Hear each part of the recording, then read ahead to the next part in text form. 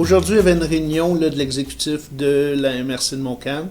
Et puis, vous avez voté là, 3 appuis là, assez importants, entre autres l'appui aux municipalités là, pour la ligne 735 kV. C'est une résolution qui vient de la municipalité de Saint-Calix. Apparemment, selon un article 21 de la loi sur la qualité de l'environnement, c'est assez bruyant, la ligne 735 kV. Alors nous, tout ce qu'on sait, c'est que ça ne passe pas dans la réglementation. On ne veut pas avoir des plaintes des citoyens. Mais tout ce qu'on dit, et c'est le Saint-Calix qui a déjà eu des plaintes et lesquelles vous l'avez vu, M.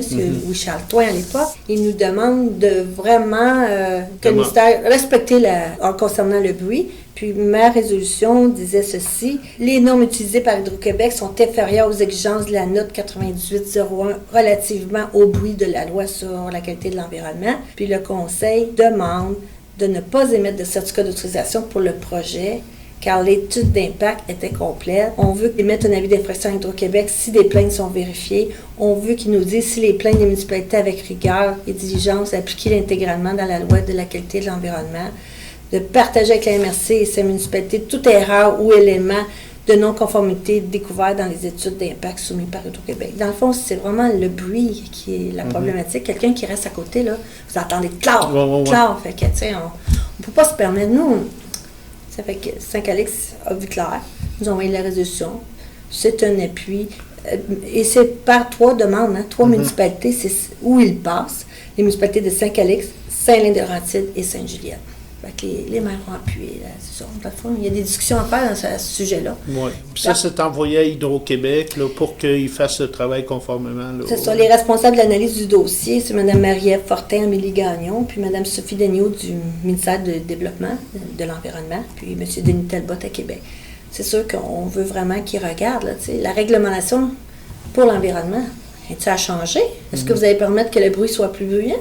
C'est ça que vous voulez? Ouais. Puis il reste que la ligne présentement dépasse les normes. C'est ça. Comment ça que personne ne le sait? Oui, c'est ça. Mais est-ce qu'ils vont changer les normes? Ben, nous, en tout cas, c'est une chose, on ne peut pas accepter ça. Parce qu'on va avoir des plaintes, puis on va être poursuivis. Puis nous, c'est les municipalités locales, ils ont des règlements, et s'ils reçoivent ça, ils vont être poursuivis. Il y a aussi le projet de Léoduc dans la MRC, ça passe à Saint-Roch-de-Lachigane. Oui. Puis là aussi, vous avez voté là, une lettre d'appui, je pense. Oui, bien on me disait à l'Assemblée qu'à 12 pouces, après ça, tu ne peux plus faire qu'est-ce que tu veux en dessous du terrain. Il faut que tu demandes toujours l'autorisation. C'est très compliqué quand tu passes le Léoduc, puis c'est sur 30 mètres. Alors, la municipalité de Saint-Roch, la municipalité où le tracé passe, c'est sur les terres surtout du Ruisseau des Anges. Ils disent, pourquoi vous ne pouvez pas passer dans le bois? Parce que dans le bois, ça serait peut-être moins dommageable que sur des terres agricoles où tu passes avec ton tracteur, puis tu as des problématiques. Fait qu'on lui trouve une solution en disant, si vous passez dans le boisé, ça serait moindre que sur les terres agricoles qui cultivent, qui sont des vraiment bonnes terres aussi, au Ruisseau des Anges.